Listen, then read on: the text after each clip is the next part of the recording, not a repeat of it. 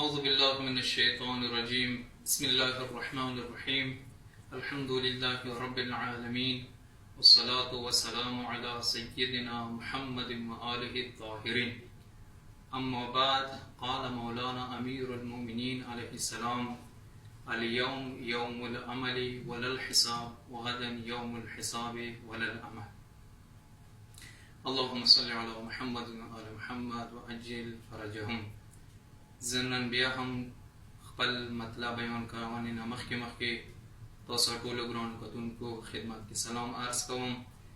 باندې سره د مو ګران ملګرو پسوانه ولایت والا شکریا ده کوم چې هغوی ته بیا هم د خدمات مقرر کړله. دینه مخکې مو نفس په باره کې خبرې کړې وې و طولني ارزو په باره کې خبرې کړې وې. د مولا امیر المؤمنین علیه السلام 42 نمبر خطبه مو تاسو خدمات کې شروع کړې وه. هغې خطبې کې مولا امیر المؤمنین علیه السلام یې څه او خلکو زه تاسو باندې دوو شیو وجې نه ډارېږم. یو دا هغه چې تاسو خپل نفس نه پیروي وکړو چې تاسې ګمراه کوئ. دویم دا هغه چې تاسې طولني ارزو وساتئ، دا هم تاسې ګمراه کوي. لکه څنګه خدای متعال یوې قرآن مجید کې هم یایي چې یا داود ان جعلناک خلیفة فی الارض. یا داود ته مځمکې باندې خلیفه وګرځولې. چی شي دپاره؟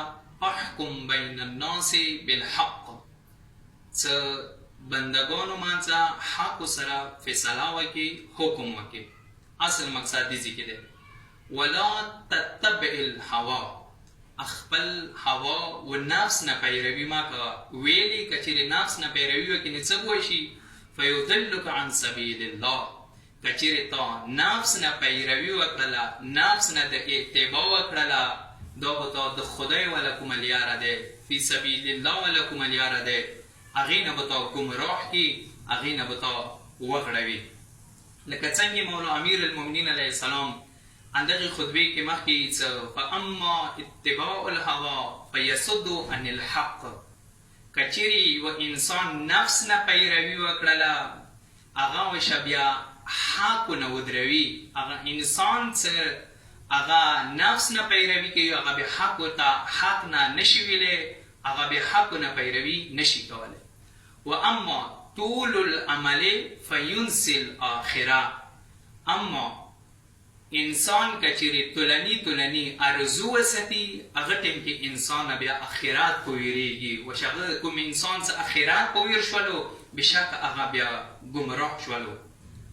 مخکې نوره خطبه هم شته د اخري څو جملاتو نه راخلم. هغه جملاتو کې مولا امیر المؤمنین علیه السلام یې څه دغه دنیا تېرېدونکې دی، فقط اقبل الاخره.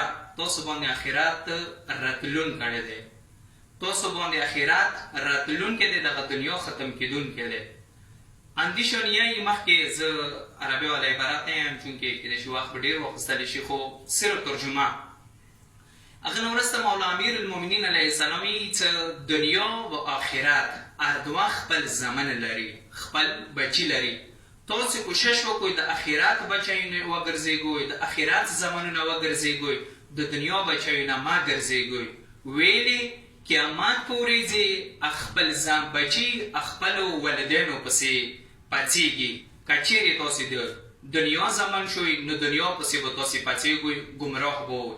که چیرې اخرت زمن شوئ، اخرت کې به تاسې اخرت پسې پڅېږئ، یعنې تاسې به رستګار و صادقینو نه ګرځېږئ. اخري جمله د مولا امیر المؤمنین علیه السلام دا دی چې الیوم یوم العمل.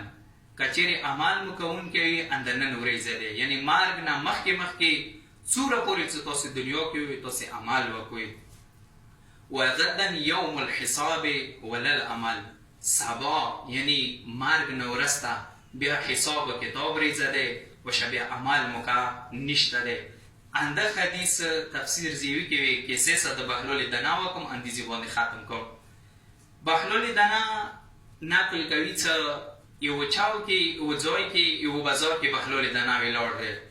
خلک د دسې تېرېږي، نیم د دسې تېرېږي، خلکو ته ولاړ دی، تیز شروع دی نصیحت د کوي خلکو ته چې او خلکو دنیا محبت پرېږدئ، دنیا سره محبت مه کوئ، طولني ارزو مه ساتئ.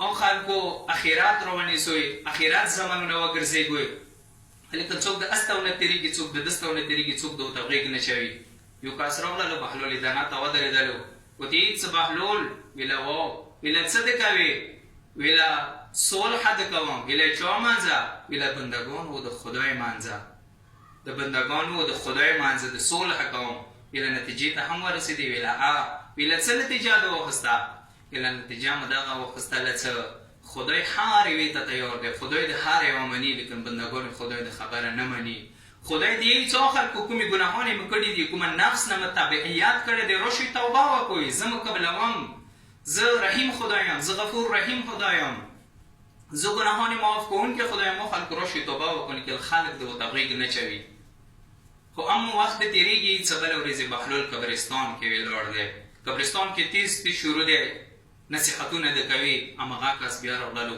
ویله بهلول ویله څه د کوې ویله صلح د کوم ویله نتیجې ته هم ورسېدې ویله څه نتیجې ته ورسېدې ویله نتیجې ته دا ورسېدم چې اوس د بندګان مني لیکن خدای دې نه مني مقصد هغه څه مرګ نه وروسته د توبې دروازه بندېږي هغه نه وروسته که ته هر یوه ارزو وکړې چې مالک دنیا ته واپس کړه زه به داسې خورو اعمال وکړم زه به روژې وساتم زه به لمونځونه وکړم زه نفس نه تبعیت نه کوم زه ټولني ارزو نه ساتم خو لیکن مرګ نه وروسته دغه وار بیا بندېږي او بیا وروسته د حساب ورځه ده بیا د اعمال ورځه نشته دی الله رب العالمین د موږ ته د نیکو اعمالو توفیق عنایت وګرځوي آخر دعوانا ان الحمد لله رب العالمین